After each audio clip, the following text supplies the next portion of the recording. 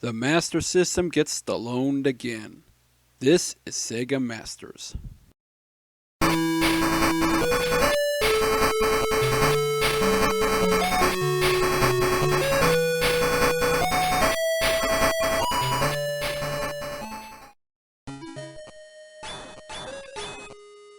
How's that for an intro? Heading into December of 1988 means we're down to the last few releases of the Master System's peak year in the US, but today's game grants us another opportunity to take up the mantle of all-American icon John Rambo, as we're looking at Rambo 3, a Western exclusive obviously based on the third entry in the film series starring Sylvester Stallone.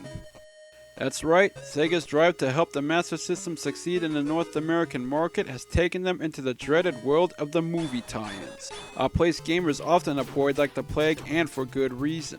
More often than not, movie-based cartridges are simply slapped together clunkers out to grab a few dollars by associating themselves with popular films. The NES certainly saw its share of licensed carts throughout its lifespan, but that's not to say Sega hasn't visited this realm a couple of times before. We've seen two previous efforts at movie tie-ins for the Master System, both of which just happen to also be based on Stallone films. Way back in episode 21, we covered Sega's supposed take on Rambo: First Blood Part 2, the action classic that made John Rambo into a pop culture staple. In truth, the cart was connected in name only, as it started out as an unrelated clone of SNK's Ikari Warriors that mixed in a bit of Capcom's Commando, with the Rambo license tacked on at the last minute to try and grab the attention of US consumers. Stallone's other famous character would also be given the video treatment later that year in Rocky, which actually represents Sega's first real effort at a movie-based title. The presentation was certainly well done, even if the gameplay itself was nothing more than an arcade-style button masher that lacked any real depth.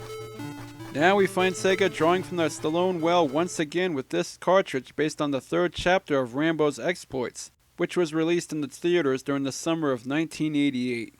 Here we find the one-man war machine on a mission to rescue his friend Colonel Sam Troutman after he was captured by Soviet troops in Afghanistan. With the CIA deciding it's probably better to leave Troutman in captivity in lieu of risking a war on a rescue mission, Rambo naturally takes matters into his own hands as only he can. This entry wasn't quite as beloved as First Blood Part 2, but still did well at the box office, which prompted Sega and Tonka to grab the license as they recognized their console needed titles that appealed to American gamers if it was to have any chance of survival in the West. But rather than another Commando clone, Sega decides to give us an opportunity to dust off the somewhat neglected Light Phaser. This time we're treated to a shooting gallery style contest that may remind gamers of Taito's classic coin-op Operation Wolf.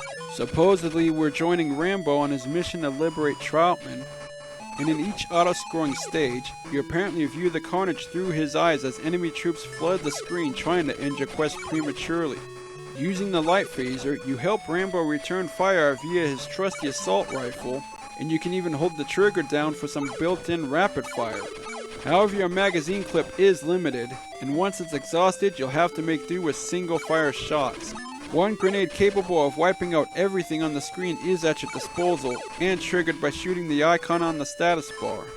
Though you're only given one life to complete your mission, your life meter allows you to take a limited number of hits, and you even have a bottle of some sort of liquid which will instantly refill your health one time. Should you reach the end of this segment still standing, you're awarded your bonus points based on how much ammo and life you have remaining, while being treated to a cool intermission still of Rambo in action. Then it's off to eliminate more hostile forces in the next area, which takes place in this village that may or may not necessarily be in Afghanistan. In addition to now having to contend with enemy choppers along with the soldiers, you also have to be aware of innocent civilians running around, as accidentally slaying one will penalize you some health. Some of the levels also contain a few background objects that can be shot for bonuses, including extra grenades. And that's basically the entire game in a nutshell, just surviving the barrage of targets shooting back at you through 7 total settings, which also include a desert canyon, a cave, and the prison camp where Troutman and other POWs are being held. Rambo 3 is easy to get into and features plenty of mindless shooting mayhem for light gun freaks to feast upon. You're also treated to some vibrantly colored visuals during your shooting spree with smooth scrolling and detailed sprites that do react when you plug them. The music isn't spectacular, but is pretty catchy and tries to fit in with the action, though as usual the sound effects are rather hit or miss. However, much like Sega's first Rambo title, this cartridge contains very little to actually tie it in with the film or the main character itself. And on its own merits, it lacks any distinctive features to help it stand out from other similar light gun shooters. The gameplay can get repetitive in short order as you're just mowing down waves of hostile forces with almost no variation in the action, while the locales are only vaguely related to the film and populated by generic soldiers. Almost none of the film's characters appear on the screen save for Colonel Troutman in the 4th level. No cutscenes or any sort of plot advancement that follows the events of the movie are provided outside of the ending, and the game itself does very little to truly give you the feeling of being in Rambo's shoes as opposed to any other commando. You probably wouldn't even guess you were playing as Rambo if not for the intermission stills constantly reminding you after every completed stage. Actually traversing each stage can also be a rather frustrating experience due to the unforgiving difficulty level.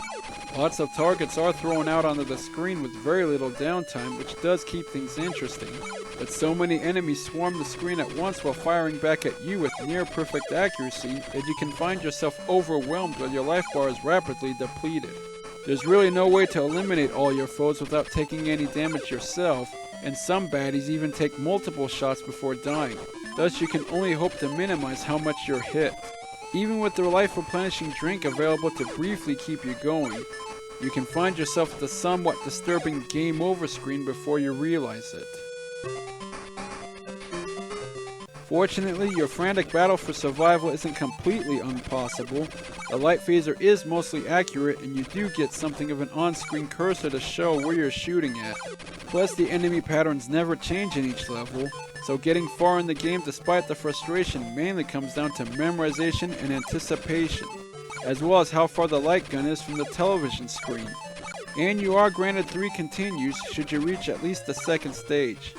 Ironically, once you do manage to get all the ins and outs of each area down, Rambo 3 can be completed in around 10 minutes, since the levels are rather short with no hidden areas or anything else to find. Yes, yet another Sega cartridge relies on a brutal difficulty level to compensate for its lack of depth. When all is said and done, Rambo 3 comes off as a somewhat lazy tie-in, as if Sega was content to just slap the license onto a vanilla Operation Wolf clone hoping for some quick sales. As far as the game itself goes, it's still a pretty solid shooting contest and entertaining in short spurts if you're willing to put up with the harsh challenge level, and it does contain plenty of the carnage Rambo is known for, so you can probably say he's there in spirit. Those craving a quick light gun fix might want to give it a look.